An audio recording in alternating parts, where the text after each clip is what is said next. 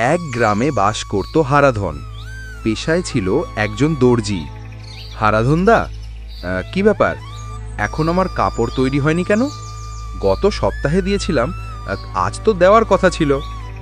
আরে বাবা, কি যে বলি, কয়েকটা মেশিন হঠাৎ করে খারাপ হয়ে গেছে, তাই কাজ একটু পিছিয়ে গেছে। কি বলছেন? আমার তো সামনের সপ্তাহেই অনুষ্ঠান আছে, তার আগে কিন্তু কাপড়টা চাই।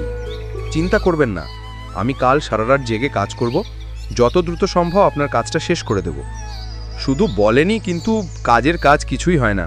আপনারা শুধু ডেট দেন, কিন্তু ঠিক সময় কাপড় দেন না। বিশ্বাস করুন দাদা, মেশিন বিগড়ে গেলে আমারও কিছু করার থাকে না, একটু বুঝুন। ঠিক আছে, আমাকে একটা নির্দিষ্ট তারিখ দিন। কবে আসবো? আপনি পরশুদিন চলে আসুন, কথা দিচ্ছি এর মধ্যে কাজটা শেষ হয়ে যাবে। এরপর হারাধন দোকানের কাজ শেষ করে বাড়িতে ফিরে আসে। কি হয়েছে তোমার? আজও কেন মনটা খারাপ? শরীর খারাপ লাগছে? আর বলিস না, দোকানের হাল খুব খারাপ।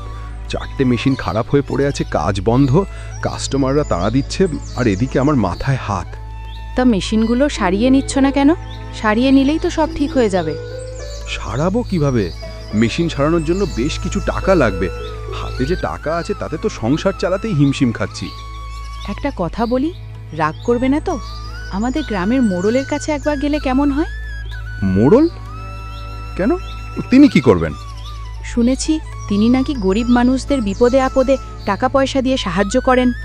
তুমি তোমার সমস্যার কথা খুলে বললে হয়তো একটা উপায় হয়ে যাবে। আচ্ছা দেখি, তেমন কিছু তো আর করার নেই, এটাই শেষ চেষ্টা। হ্যাঁ যাও, কাল সকালেই একবার মোড়লের কাছে যেও, দেখবে একটা কিছু উপায় নিশ্চয়ই হবে।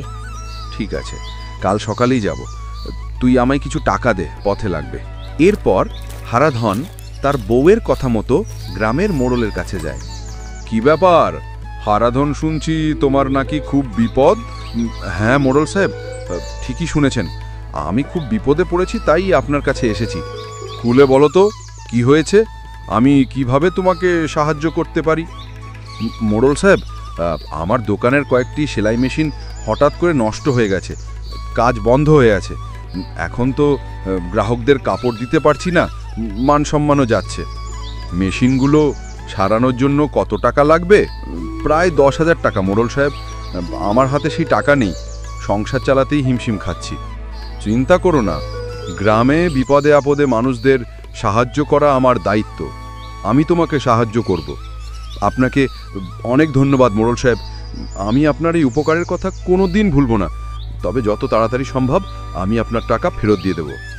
এটাকে ধার ভেবো না, আমার তরফ থেকে এটা একটা সাহায্য। আমি চাই তুমি আবার তোমার পায়ে দাঁড়াও। আপনাকে অসংখ্য ধন্যবাদ মোড়ল সাহেব, আপনার এই ঋণের আমি কিভাবে শোধ করব বুঝতে পারছি না। নিজের কাজটা মন দিয়ে করো, আর মনে রেখো, তোমার যখনই কোনো সমস্যা হবে আমার কাছে আসতে পারো।